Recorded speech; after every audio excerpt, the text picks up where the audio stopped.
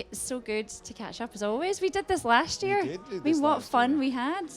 So this year's the buzz is all about AI. It is. As we know. Yeah. I mean, I don't think I've been to any discussion, panel, conversation that doesn't include it. So what I would love to sort of drill into is, we've been talking about it for a long time, but what are you now doing with it, and how is it changing the shape of your team? Yeah, I mean, AI has probably had the most profound effect on our industry, I think, ever. When we think about AI in terms of the work, I think it's really, at least for us, is affecting not just the output, but the workflow, and really understanding how do you start to use all the tools in concert with one another, so that you can get the optimal output. And I think what's really exciting right now is there's so many amazing tools. As a matter of fact, this morning, Midjourney just launched their video product, so my Slack is going crazy. And what I love is the enthusiasm. Nobody is an expert right now, and so it's sort of a level playing field to a degree where hopefully everyone is enthusiastic about learning the tools and getting to understand kind of their own personal hacks. Because I do believe the tools aren't going to be replacing anyone, they're going to be making them better. So we're a very tech-forward agency. We love the convergence of technology and creativity. I feel like I've been waiting for this moment my entire career. And so I'm seeing it affecting every part of the agency.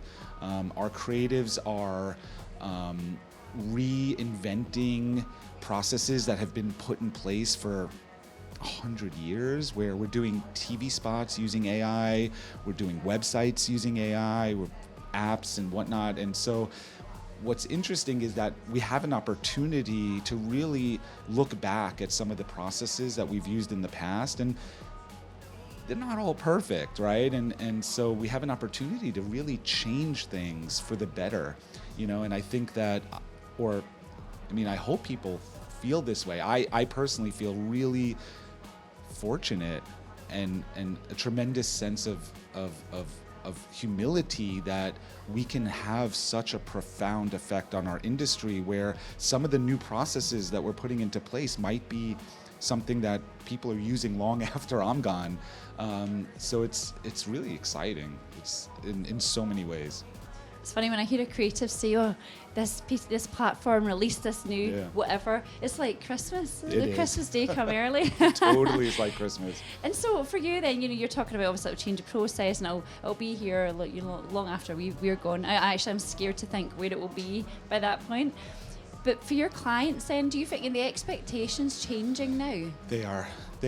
I think for a long time, the client-agency relationship, as we all know, is ebbs and flows. And I think that there has always been a certain period of time in which it's very high stress, which is the time you get a brief to the time you answer the brief, right?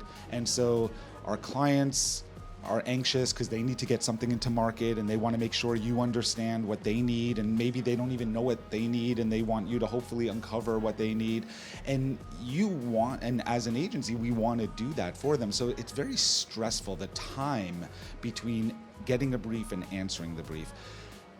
Today, that time is much shorter, less stress. So the expectation is that you can get back, if you're a client, you can get back to me quicker, with more options, higher fidelity. So it's not a mystery, because up until now, it's sort of been like, here's some concepts, here's some boards, here's some storyboards, and hopefully it turns out as good as the presentation looked, or as good as it looks in the deck. But now you can actually send work much quicker, where everyone can get that alignment quicker and feel a bit less stressed, because it's like, oh, you get it, you know what I need. And if you don't, we can align quicker, right? So no one's gonna get it on the first try. I mean, that's impossible. But you have more opportunities to bring your clients options quicker And so I believe the expectation is that there's more co-creation, and it's faster. There's more clarity in the work, in the concepts, in the insights and the ideas across the board. So I think overall that's what I've been seeing from clients is like, use the tools, make our lives easier. It's already stressful. Let's make it easier for everyone. Yeah. Yeah. If we can make our life easier, that's what we want, isn't it? Yeah. One thing that's really interesting in all of this, we talk about, you touched on the efficiencies and getting back to clients and that kind of collaboration, communication. What about the actual work? Yeah. So someone said to me the other day, years ago everybody was on their A game, but with AI, that's not your A game anymore. It should be elevated. Do you agree, or what do you think? I agree. If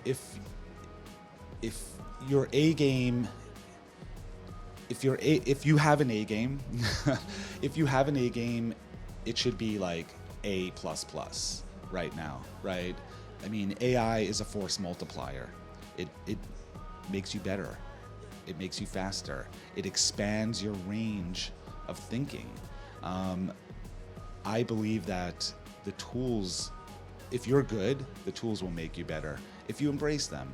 I think what I've seen is some people get kind of lazy, right? They just think the tools are going to spit out, and because what comes out of the tools looks kind of okay, I think what we're going to see is people who really understand how to be an editor, a creative director. In a way, we're all creative directors now. I kind of feel like it's become a bit commodified, but taste will ultimately be the differentiator.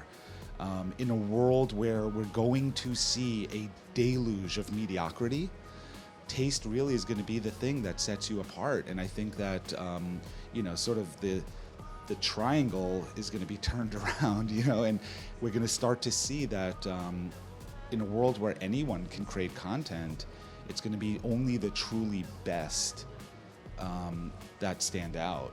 So I do think that the tools will if you're good, the tools will make you better. Yeah.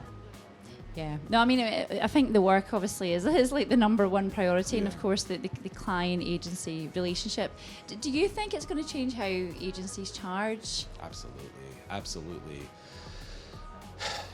Right now, we're forced to adhere to models that are based on time, right?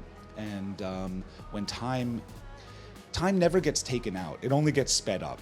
Time never disappears. It's either fast or faster.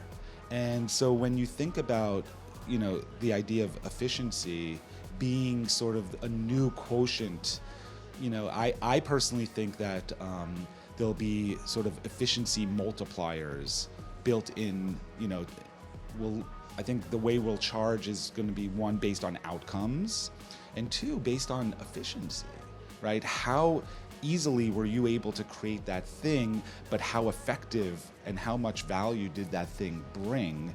And so it kind of changes the game there too. And I think that we're going to start to see a lot more creative business models that we haven't been able to, sort of explore, because, I think we have such a profound change in how we work and what we produce and how fast we produce it, and also the scale.